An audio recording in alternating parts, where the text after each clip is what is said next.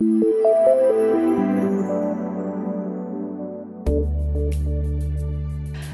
you're watching Addleshaw Goddard's Employment Channel on the 12th of January 2012.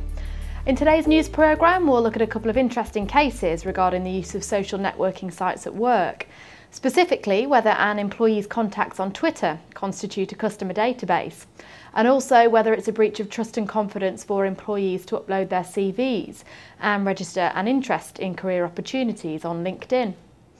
We'll also take a look at the well-publicised Britain's Got Talent case, with particular focus on the scope of discrimination protection in recruitment. And finally, an update on the new Employment Tribunal compensation limits that are increasing on the 1st of February this year. In the first of two recent cases involving the use of social media at work, it's been reported that Mr. Kravitz, a writer based in California, is being sued by his former employer, PhoneDog, a website that provides news and reviews about mobile phones, for taking 17,000 Twitter followers with him when he left the company. Although it's an American case, it's an interesting one as it poses a number of questions about whether Twitter followers amassed during the course of employment remain the property of the employer or the employee.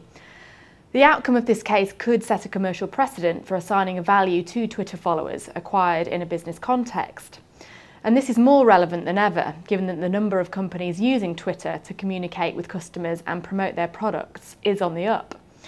Dave Rintoul, an associate in our employment team, comments on this case in more detail. The US case of PhoneDog and Kravitz may well have an impact in the UK if Mr. Kravitz's Twitter followers are ultimately found to constitute a customer database and therefore remains the property of the company. But it certainly isn't a clear-cut case, given that Mr. Kravitz's tweets were a mixture of professional and personal, and that Twitter is essentially a public forum. However, the fact that the company invests a significant amount of money and resources into growing its followers, fans and brand awareness through Twitter is also likely to be relevant to the overall outcome. Ownership issues around Twitter has been the subject of debate in the UK since Laura Kuenssberg, former chief political correspondent for the BBC News channel, changed her Twitter account following her move to ITV last summer. She was one of the most high-profile UK journalists on Twitter, using the social networking service to deliver breaking news to some 60,000 followers. This prompted a debate about who actually owned the right to followers on social networking sites. But as the courts were not involved, there was no ultimate decision or definitive guidance to follow. Arguably, the BBC had a fairly decent ownership claim, as it listed the Twitter account as one of its official accounts. Also, its social media guidelines said that accounts which identify the user as a BBC employee must be discussed with managers, should not be political, and should keep a clear difference between BBC pages and personal pages. With that in mind, to minimise the risks of these types of issues arising, we'd recommend going one step further than the BBC and including wording in your social media policies stating that details of business contacts made during the course of employment are regarded as confidential information. And as such, employees should delete or hand over details from personal social networking accounts, such as Facebook or LinkedIn, on termination of employment. Whether that will stand up to the scrutiny of the courts is yet to be seen, but it would certainly improve employers' prospects. Thanks, Dave. If you've any queries on drafting or amending your social media policy, please do not hesitate to contact us, either through your usual AG contact or by clicking on the Contact Us box to the right of the screen. The second social media case today is currently being heard in the UK Employment Tribunal. The claimant here, Mr. Flexman, an HR executive, is thought to be the first person in the country to bring a case for constructive dismissal after a dispute with bosses over his profile on the professional networking site LinkedIn. Mr. Flexman is claiming that he was forced out of his job after angering his employer by uploading his CV onto LinkedIn and expressing an interest in career opportunities. He was ordered to immediately remove his CV from the site and was called to attend a disciplinary hearing, which could result in his dismissal as a result of inappropriate use of social media. This led to Mr. Flexman's resignation following a breakdown in his relationship with senior executives. The case raises broad issues for how employees use websites such as LinkedIn, particularly given that around half of its members indicate that they are interested in career opportunities on their profile. It also brings into question whether or not employers are entitled to direct employees to take certain acts in what is arguably their private life, and so explores the currently grey area created by social media. We'll keep you posted of the outcome of this case, but in the meantime we'll recommend checking that your social media policies contain guidelines on usage of such websites and what is appropriate and acceptable in a work context. Another case that's been in the press recently involves a woman who went on Britain's Got Talent, but who was unsuccessful in the audition for the televised show and later claimed disability discrimination. Not surprisingly, the Employment Tribunal and now the Employment Appeal Tribunal were not keen to open the floodgates to talent show contestants bringing discrimination claims.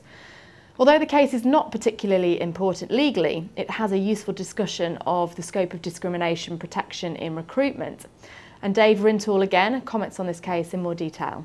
The claimant in this case argued that Fremantle Media had failed to make reasonable adjustments for her disability, a condition causing muscle pain and fatigue, and also that the broadcasting of her substandard performance on television and on the internet amounted to harassment.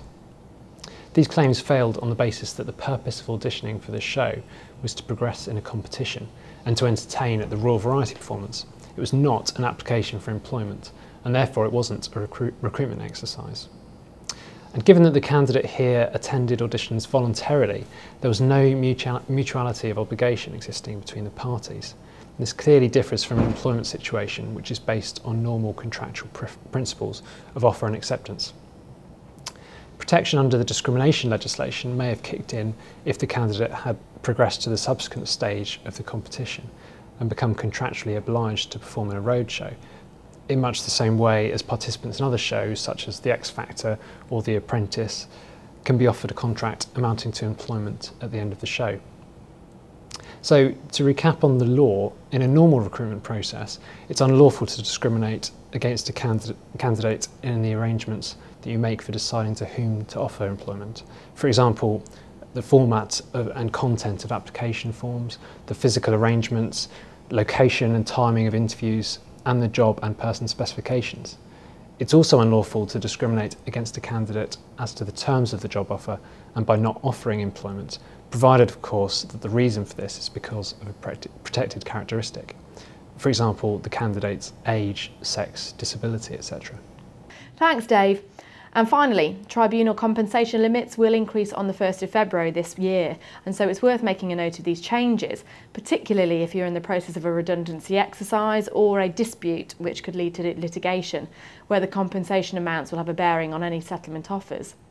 In cases involving dismissal, the new figures will apply where the termination date is on or after the 1st of February 2012. The maximum compensatory award for unfair dismissal will rise from £68,400 to £72,300, and the maximum amount of a week's pay used to calculate statutory redundancy pay, among other things, will rise from £400 to £430. Please click on the link below the screen for a full list of compensation rates and limits that will apply from February. So that's all for today from Addleshaw Goddard's Employment Channel. Thank you for watching and goodbye.